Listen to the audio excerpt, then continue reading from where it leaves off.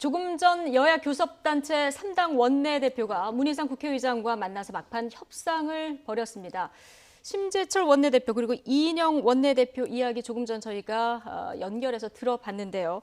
오늘 오후 3시부터는 아마 본회의가 열릴 것 같습니다. 이종근, 최영일 두 분의 시사평론가와 이야기 나눠보겠습니다. 어서 오십시오. 안녕하세요. 안녕하세요.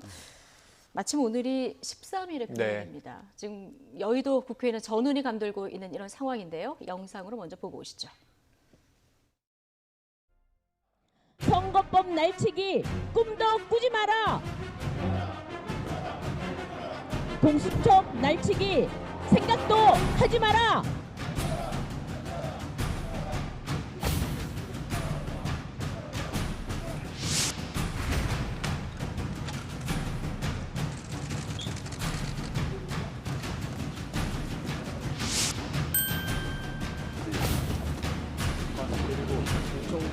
(4+1)이라는 반헌법적 불법 모의자들의 실체를 민주당이 주연을 맡고 이중대는 분열의 기로에 서 있는 바른미래당의 당권파, 삼중대는 정의당, 사중대는 민평당, 그리고 정당도 아닌 대한신당이 조연을 맡아 우회주의 파괴, 삼권분립 파괴의 선봉장에 서 있습니다. 선거법만큼은 여야 합의로 처리하기 위해 본회의를 미뤘지만 자유한국당이 끝내 협상을 외면하고 농성을 선택했습니다. 어제 황교안 대표가 나를 밟고 가라며 농성을 시작했습니다. 더 이상 기다려도 대화와 타협만으로 오늘의 전국을 해결하기는 어려워 보입니다. 이제 민주당도 우리의 길도 가겠습니다. 민주당도 우리의 길도 가겠습니다.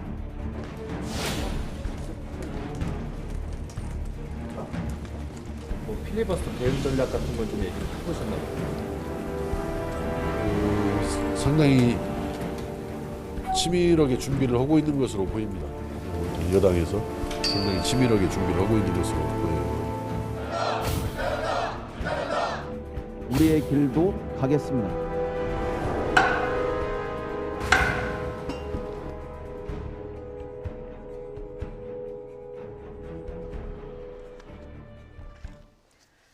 네, 오늘 선거법 운명의 날이 될 수도 있는 날입니다.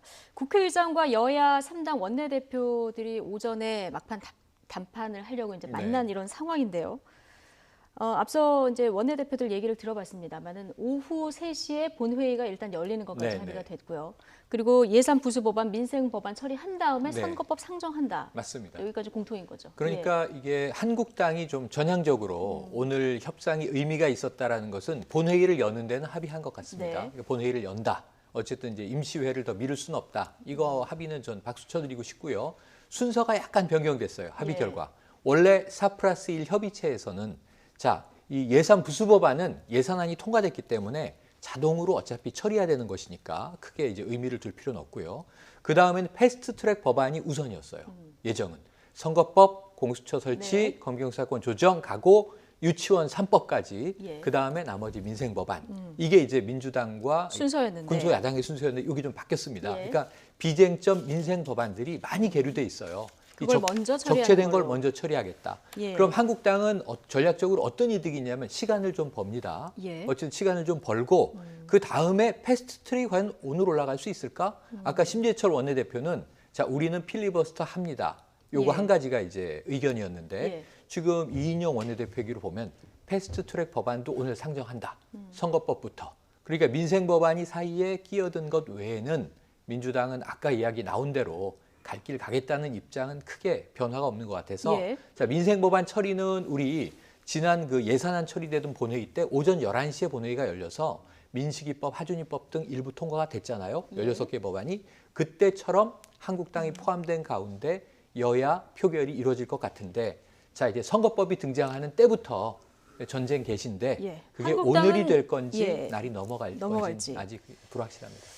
일단 법안 순서는 예산 부수 법안, 민생 법안 처리하고 선거법부터.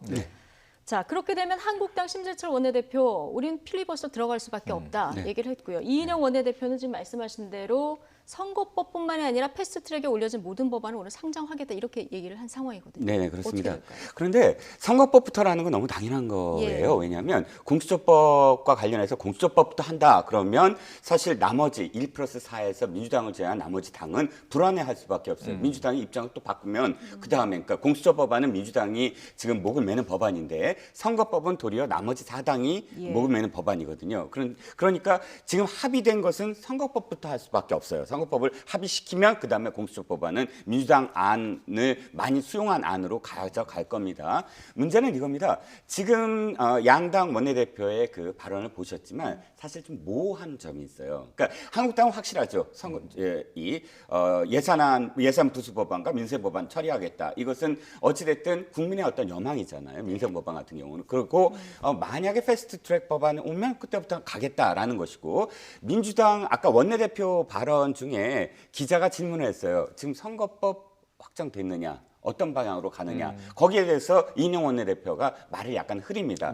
우리는 안을 갖고 있고 그다음에 뭐 지금 계속하고 있다. 이 뜻은 무슨 얘기냐면 지금 선거법 관련한 안이 완전히 합의에 이르지 못하고 있다라는 게 안에 들어가 있는 거예요. 그러니까 민주당 법안은 뭐 나중에 또 저희가 말씀을 드릴 테지만 뭐 250대 50, 뭐 준연동형 이런 안을 갖고는 있으나 마지막까지 야사당 그러니까 나머지 사당이 그냥 완전한 연동형을 가자라고 주장하는 당들이 있거든요. 그래서 이 선거법은 아직도 전체적으로는 이 1+4가 확정된 안이 아니기 때문에 오늘 그러니까 그 민생법안까지 간 이후에 패스트트랙 법안이 갈지 안 갈지 나머지 공수처까지 다 포함해서 선거법의 운명이 어떻게 합의됐느냐에 따라서 오늘도 아직도 유동적이다. 그러니까 선거법이 오늘 상정이 될지 안 될지 좀 불분명한 게 제1야당 패싱하는 부담이 여당으로서는 아직도 남아있는 이런 상황인 거고요. 그리고 지금 말씀하신 대로 4+1 협의체에서 아직 단일안이 확정되지는 않은 거예요. 맞습니다. 그러니까 지금 이제 그 투트랙이라는 얘기는 오늘 오전에도 계속 나왔죠. 투트랙이라 하면 지금 이제 모임을 막 끝낸 원내교섭단체 3당이 선거법 개정에 합의를 하면 가장 좋죠. 사실은 헌정 이후 지금까지 선거법 개편이 여야 합의 없이 이루어진 적은 없다. 이게 지금 자유한국당이 주장하는 건데 맞거든요. 그러니까 이번에 민주당은 이제 집권 여당으로 큰 부담을 안고 한국당 빼고 갈 거냐인데 빼고 간다고 하니 합의안이 지금 합의안도 많이 좁혀지긴 했어요. 원래 올라갔던 안은 225석의 지역구와 75석의 비례대표인데 지금은 250석의 지역구와 50석의 비례대표란 말이죠. 그런데 한 가지 여기도 의견이 접근됐어요. 그럼 비례대표 50석을 연동형을 어느 정도 적용할 것이냐의 문제가 남아 있으니까 여기에 대한 합의가 아직 완결되지 않은 것 같습니다. 합의 사항을 조금 우리가 지켜보도록 맞습니다. 하고요. 한국당은 지금 뭐 우리는 선거법 상정이 되면 필리버스터 들어간다 얘기를 했습니다. 그런데 이게 필리버스터 해도 임시국회를 여당이 계속 이제 쪼개서 열면 사실상 표결에 들어가고 언제 되느냐뿐이지 표결에 들어가서 통과가 될 수밖에 없는 구조라서 아침만 해도 이게 공수처 내주고 선거법 일괄 타결 이런 안들 뭐 합의안도 조금 한국당 내에서 나온다 이런 전언이 이제 취재 기자를 통해서 전해지기도 했었는데요. 한국당 내에서 그런 목소리가 있었던 건 확실한 것 같습니다. 그런데 한국당은 일단은 그렇게 됐을 경우에 중요한 건 민주당이든 한국당이든 지금의 어떤 과정들이 나중에 총선에서 심판을 받는 상황이 돼버려요. 그러니까 어떻게 하는 것이냐. 타협을 지금 해줘서 총선에서 심판을 받을 것이냐 아니면 아예 우리가 갖고 있는 어떤 기치 그러니까 이 두 가지 법안 다 사실은 집권을 연장하기 위한 그런 이 술수다라고 이야기하면서 아예 짓밟고 가라라고 지금 현수막도 걸지 않았습니까? 사실 전쟁이라고 계속 표현하시는데 언론에서 전쟁은 없어요. 왜냐하면 선진화법 때문에 더군다나 지난번에 이 패스트트랙을 막기 위해서 지금 이 검찰에 막기 위해서 했던 행동들이 검찰에 지금 이 고발 당한 상황 아닙니까? 그러니까 이제는 몸으로 막지는 못해요. 그럼 패스트트랙에서 필리버스터가 다는데 필리버스터는 전쟁은 아닙니다. 법적으로 인정된 의사진행 발언을 계속 무제한으로 한다는 것이거든요. 그래서 무기한 뭐 이렇게 이 필리버스터를 할 수는 없고 말씀하셨듯이 그러면 이렇게 해서 짓밟히는 모습을 보여주면서 나중에 국민들에게 또는 유권자들에게 우리는 최선을 다했다. 그리고 총선에서 우리를 심판해달라라는 전략으로 지금 확정이 된 것 같습니다. 그러니까 오늘 이 3자 회담에서 어느 정도 안이 협상이 된다면 도리어 타협하는 모습으로서 총선에서 심판을 받을 텐데 좀 전에 두 원내대표가 나와서 발언한 것으로 보면 한국당의 전략은 이렇게 함으로써 어쨌든 우리의 지지자를 포함해서 플러스 중도까지 우리는 최선을 다했다라는 모습을 보여주면서 총선에서 그냥 심판받는 길로 가려는 게 아니냐라고 보여지는 거죠. 예, 잠시 뒤 오늘 오후 3시 본회의가 열리게 되면 뭐 선거법 오늘 상정될 수도 있고 미뤄질 수도 있고 여러 가지 변수들이 지금 남아있는 이런 상황인데요. 하지만 이게 지금 패스트트랙에 올려진 선거 법안 워낙 내용이 복잡하다 보니까 들어도 무슨 말인지 잘 모르겠다 하시는 분들도 많습니다. 박광일 앵커가 이번 선거법 개정안 명료하게 좀 정리를 해보겠습니다. 보고 오시죠. 네, 이 처리를 앞둔 선거법 개정안 거의 수학 공식 수준이다, 계산기는 필수다 이런 이야기들이 나오는데 알기 쉽게 정리를 해보겠습니다. 먼저 이 4+1 협의체라는 용어부터 생소합니다. 여당인 민주당, 야당인 바른미래당, 손학국예, 그리고 민주평화당, 정의당까지가 이 4, 그리고 민주평화당을 탈당한 대한신당은 아직 창당하지 않았기 때문에 +1로 부릅니다. 자, 내년 국회의원 선거 투표 방식은 그대로입니다. 이 지역구 의석이 3석 줄고 그리고 비례대표가 3석 늘지만 의원 총원은 늘리지 않는 것으로 합의를 했고요. 핵심은 이 정당 득표율과 실제 뽑힌 의원 숫자에 얼마나 차이가 없도록 보완하느냐, 그러니까 연동형 비례대표제입니다. 자, 지금은 보시는 것처럼 전체 의석이 아닌 비례대표 총 의석에다가 정당 득표율을 곱합니다. 그러니까 현행 방식을 보면 A정당이 정당 득표율을 40%, 그리고 B정당은 20%를 기록을 했다면 A정당은 비례의석 전체 50석의 40%인 20, 그리고 B정당은 10석을 보시는 것처럼 가져가게 되는 건데, 문제는 이 비례대표 의석이 지역구 의석의 5분의 1 수준에 불과하다 보니까 정당 득표율이 높은데도 전체 의석수는 적은 경우가 생긴다는 겁니다. 예를 들어서 A정당 같은 경우는 많은 지역구에서 간신히 이겨서 110석을 가지고 갔고, B정당은 대부분 아깝게 져서 지역구에서 4석을 가져가는데 그쳤다면 A정당은 아까 그 비례대표와 더해서 총 130석, 그리고 B정당은 14석이 돼서 정당 득표율 40대 20과는 너무 큰 차이를 보인다는 겁니다. 자, 이런 같은 상황, 만약에 연동률 100%의 연동형 비례대표제를 적용해 보겠습니다. 이 기존처럼 비례대표 의석 총원이 아닌 전체 총원을 기준으로 정당 득표율을 곱하게 됩니다. 그래서 이 정당 득표율 40%인 A정당은 300석의 40%니까 120석을 먼저 보장받고 지역구에서 110석을 확보했으니 나머지 10석을 비례대표 의석으로 채우는 시스템입니다.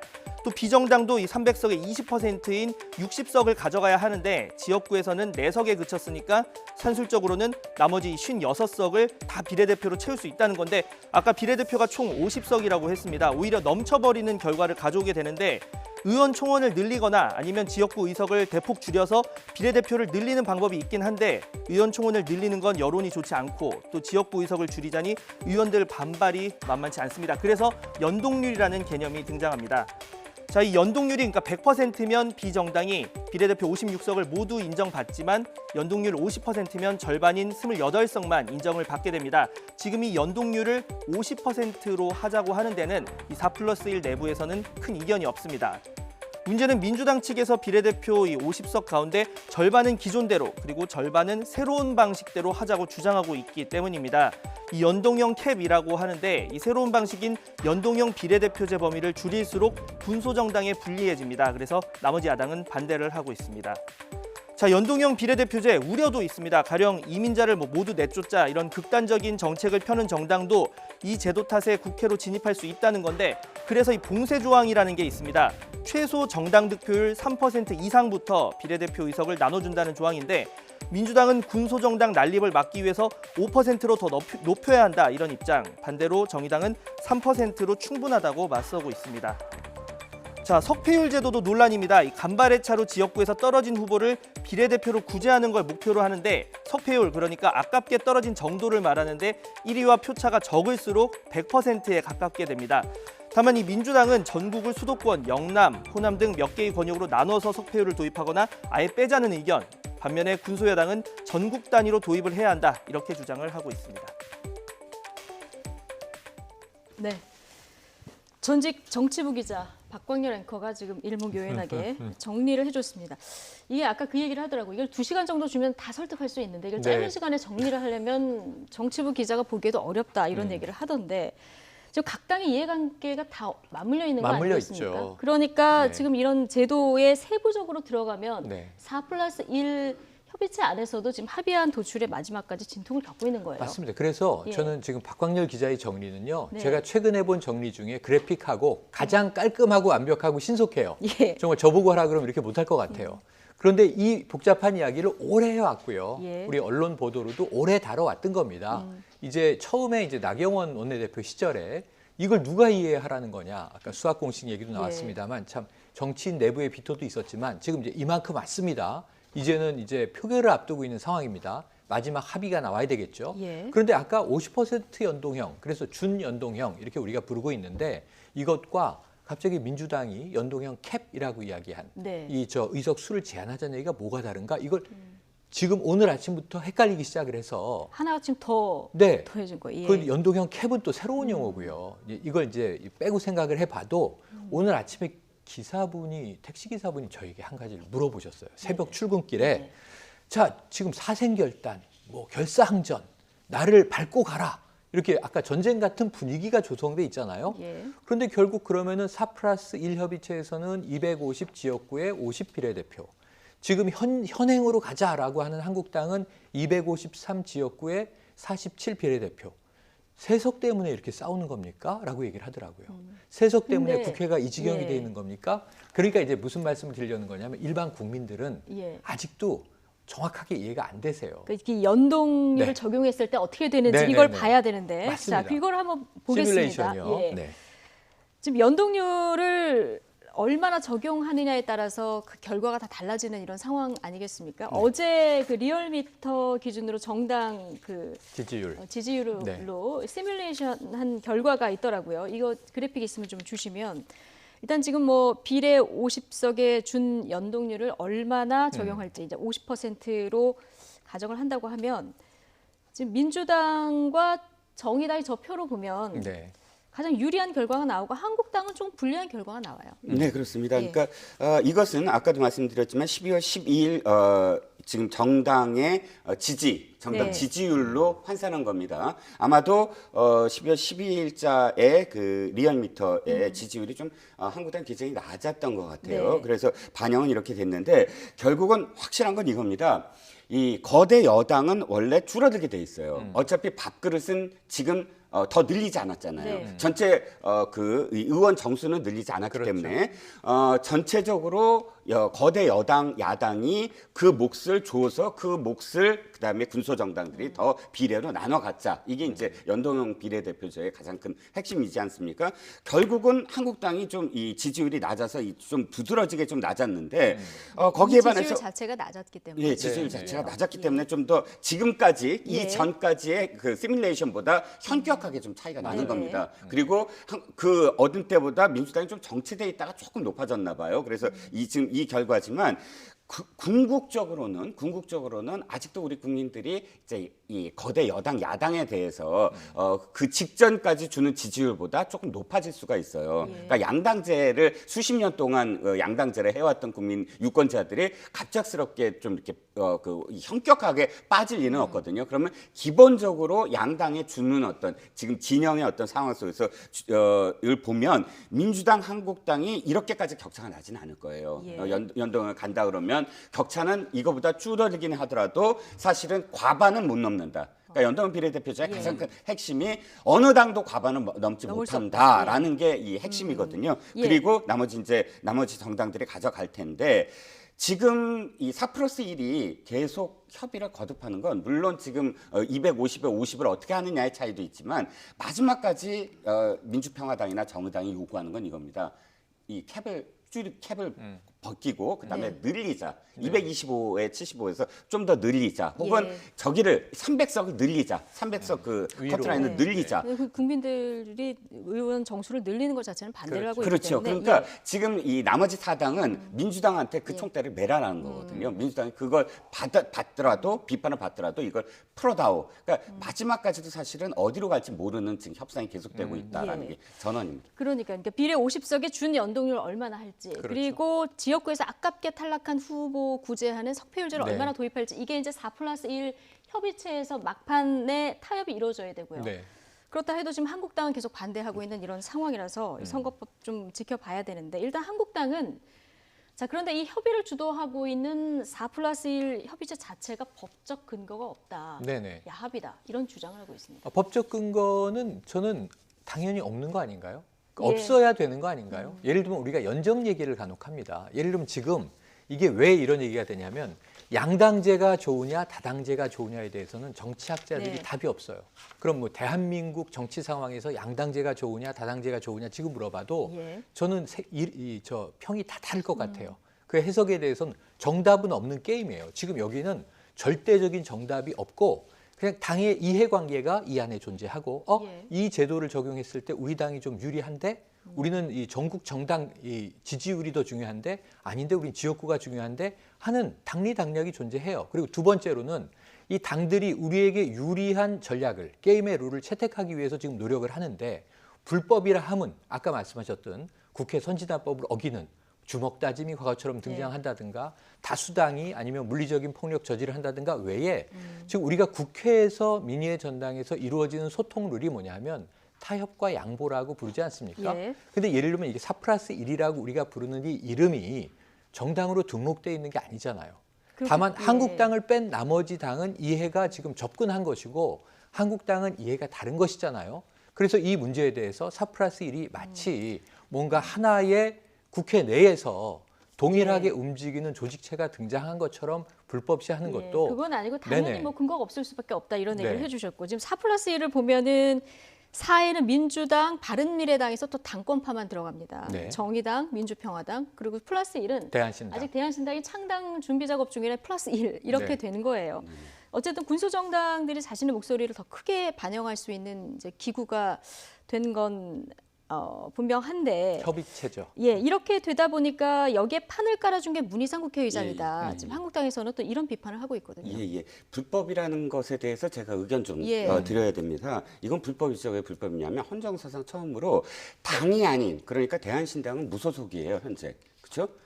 지금 창당 준비 과정이기 때문에 무소속 의원들이에요. 무소속 의원들과 협의해서 예산안을 결정한다. 이건 헌정사상 처음이고요. 그다음에 두 번째, 이건 불법적이라는 게 우리 국회법에 돼 있어요. 국회법에 선진화법 이후에 11월 30날까지 예산안을 심사하게 돼 있어요. 근데 11월 30날 예산안 심사 못하면 네. 정부안을 부의하게 돼 있어요. 맞습니다. 12월 1일 예. 자동으로 정부안이 부의됩니다. 근데 예외 조항이 있어요. 예외 조항은 국회의장이 교섭단체 대표와 상의한 경우만 예외 조항이에요.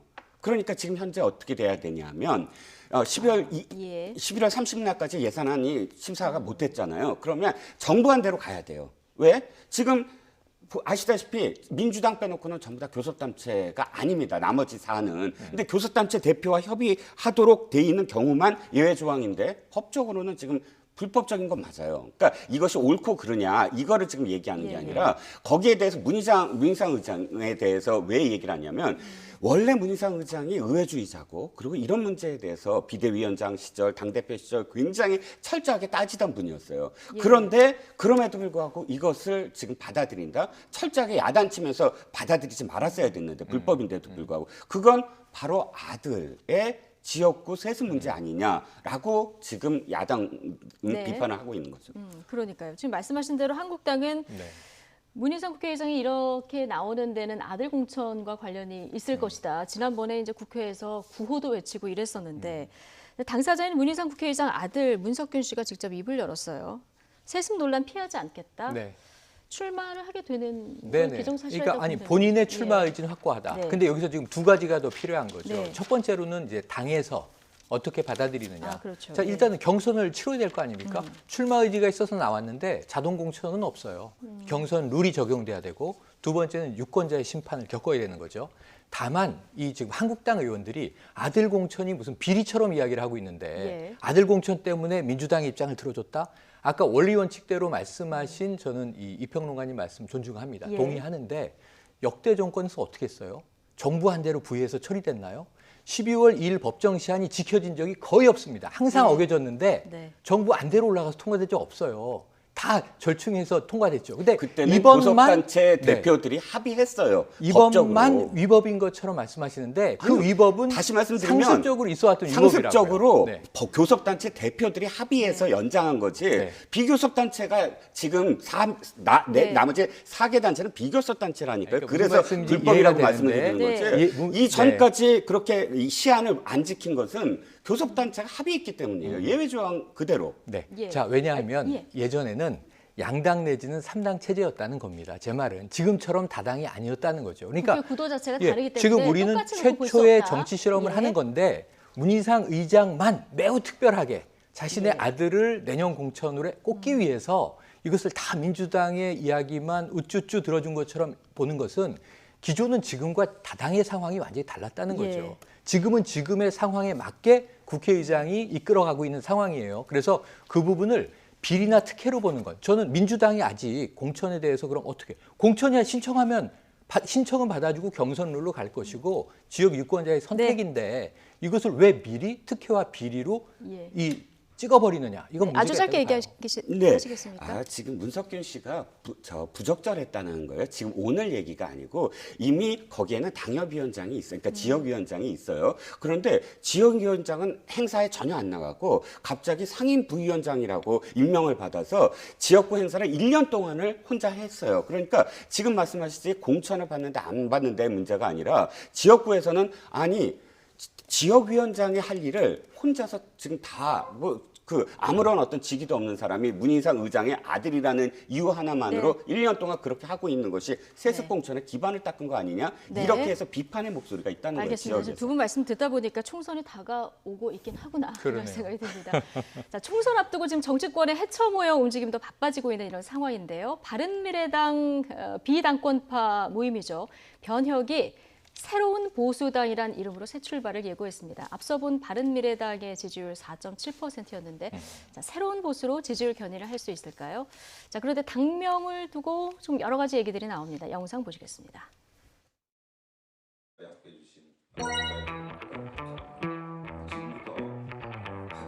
저희 신당명을 공개하겠습니다. 하나, 둘, 셋!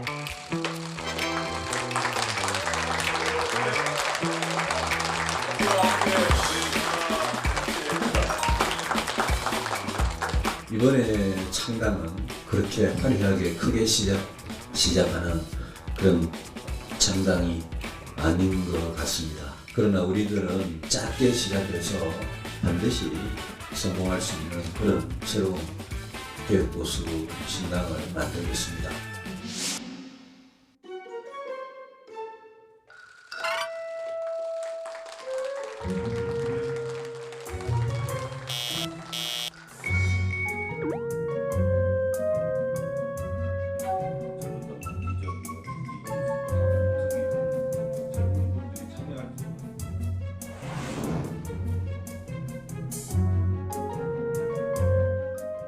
네, 자, 이 주제에서 딱 두 가지만 짚어보죠. 먼저 이종근 평론가님, 이름에 보수당을 딱 명시를 했습니다. 네네. 이 전략적으로 표를 더 끌어올까요? 아니면 더 나갈까요?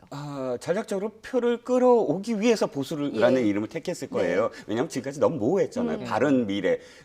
이 이념적인 어떤 색깔이 전혀 없었어요. 그러니까 네. 모호하다, 정체성이. 그래서 어느 쪽으로 택할 거냐? 보수 쪽을 택할 수밖에 없었겠죠. 그렇게 확실한 정체성을 일단 정해두는 가져야되고 것이 좋다. 그다음에 예.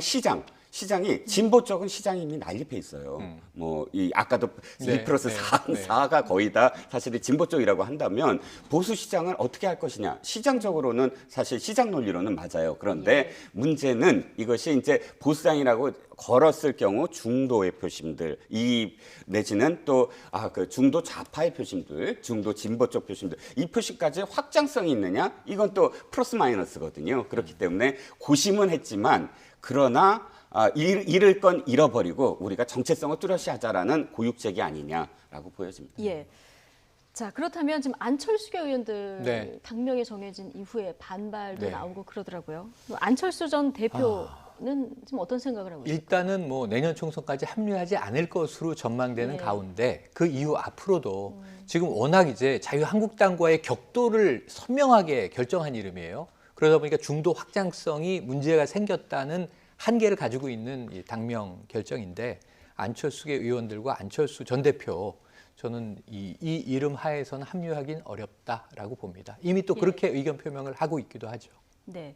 자, 일단 새로운 이름, 새로운 보수당, 줄여서 새 보수당 네. 이렇게 이름을 정했고요. 아직 뭐 창당을 한 건 아니죠? 네, 그렇습니다. 창당 준비고요. 저는 또 이렇게 봅니다. 어찌됐든 지금 권인희 의원은 참여를 했어요. 안철수 개인인데도 네. 불구하고. 그리고 또 참여를 지금 못 주저하는 분들은 신분이 비례대표시거든요. 그렇기 때문에 현재 이 손학규 대표가 내쫓지 않는 한에는 맞아요. 현재 창당 준비에 포함도 안 돼요. 그렇죠. 그러니까 그분들 의견은 아직은 뭐 상황을 좀 봐야 되는 어떤 상황이기 때문에 안철수계가 완전히 등을 돌아섰다라고는 단언할 수는 없다는 거죠. 네, 그러니까 참 복잡합니다. 국회가 지금 오신환 원내대표 같은 경우는 새로운 보수당 소속이긴 한데 오늘 또 문희상 국회의장하고 3당 원내대표 교섭단체 대표에는 또 바른미래당 원내대표로 참석해서 또 협의를 하는 이런 모습을 볼 수 있는데요. 조만간 정리가 되겠죠. 남은 시간 이 얘기 조금 해보겠습니다. 어제가 12.12 쿠데타가 발생한 지 40년이 되는 날이었죠. 자, 그런데 전두환 씨가 서울 강남의 고급 중식당에서 측근들과 오찬을 즐기는 모습이 포착돼서 다시 분노를 사고 있습니다. 조금 전 저희 뉴스앤뉴스 1부에서 그 모습을 직접 포착한 이만솔 정의당 부대표 출연했었는데요. 자, 당시 상황 어땠는지 다시 한번 들어보시죠. 네, 전두환 씨는 최소 20만 원 이상의 코스 요리를 먹은 것으로 확인을 했고요. 뭐 식사 비용도 비용이지만 가장 좀 제가 납득하기 어려운 것은 12.12 사태와 무관하고 우연히 정해진 것이라고 하는데 전두환 씨 집에 도대체 달력도 없는지 묻고 싶습니다. 군사반란의 주역들과 함께 전두환 씨가 대화의 한 80% 정도를 주도하는 그런 모습을 볼 수 있었습니다. 본인의 40년 지기들과 격이 없이 아주 허물없게 대화를 나누고 웃고 떠들고 즐기고 건배사도 여러 번 하는 과정에서 알츠하이머 환자가 저렇게 2시간 동안 지인들과 대화를 주도할 수 있을까라는 의구심을 다시 한번 가질 수밖에 없었고요. 옆에 있던 사람들이 엘리베이터를 타고 내려가라고 권유했음에도 불구하고 본인이 이 계단을 직접 이용해서 내려올 만큼 저렇게 아주 건강한 모습이었고 네. 약간 비틀거리는 거는 술을 마셨기 때문에 그렇다 이런 얘기를 하더라고요. 저 취재하려고 들어가야 되니까요. 그렇죠. 8만 원짜리 단품 요리 어제 드셨다고 아까 얘기를 하시더라고요. 어쨌든 지금 얘기를 들어보면 대화의 80% 정도를 전두환 씨가 주도를 했고 그러니까 질문을 하니까 이만솔 부대표를 알아보느냐 이 질문에 눈을 마주치면서 알아보더라는 거예요. 그리고 뭔가 이야기하는 장면도 잠깐 나옵니다. 왜 여길 들어왔느냐 이런 또 따져 묻는 얘기도 나와요. 그리고 이제 거기에 참석한 몇몇이 최재창 당시에 제3공수여단장 광주에 이 병력을 투입했던 인물이고요. 부대장이고요.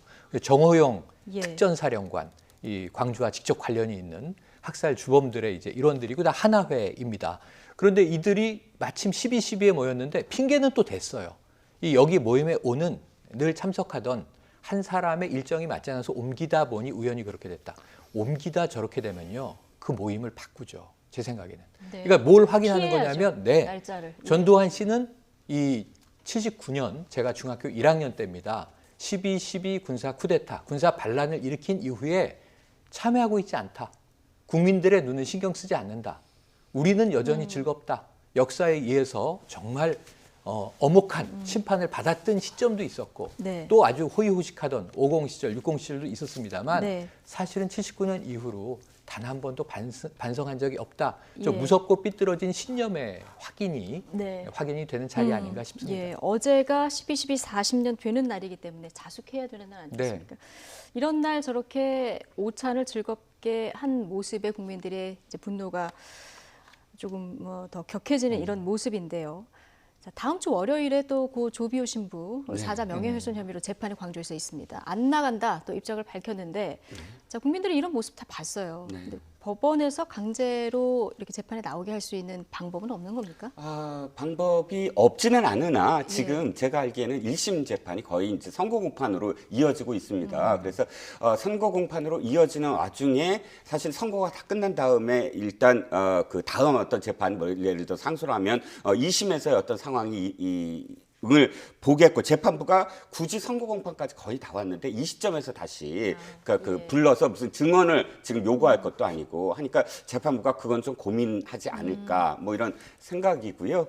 저는 오늘 댓글 하나만 소개하고 말씀을 좀 닫으려고 하는데 지난번에 그 김정은 위원장이 그 우리 재벌 총수에게 냉면은 냉면이 지금 들어가십니까? 뭐 이렇게 표현했는데 오늘 댓글이 가장 많은 댓글이 이렇게 표현하더라고요. 12.12는 군사 반란이고 사실 당시에 정승화 계엄사령관이 하나회를 숙청하기 위해서 바로 그 보안사령관인 전두환 보안사령관을 사실 잘리려고 했거든요. 동해안 경비사령관으로 내보내려고 했는데 그걸 미리 알고 자신의 이 부하들을 이끌고 반란을 일으킨 바로 그날 이런 그 샥스핀을 포함한 1인당 20만 원짜리를 먹었다라는 그거에 분노해서 국민들은 지금 샥스핀이 입에 들어가느냐라는 그런 댓글들을 날리고 있습니다. 아마도 본인이 네. 정말 자숙해야 되는 그런 날이 아닌가. 이만솔 부대표 얘기했지만 책임을 인정하고 마음으로부터의 네. 사죄를 하는 것. 뭐 국민들이 바라는 건 이거 아니겠습니까? 그렇습니다. 예, 알겠습니다. 오늘 두 분 말씀 여기까지 듣겠습니다. 이종근, 최영일 두 분 시사평론가와 함께했습니다. 고맙습니다.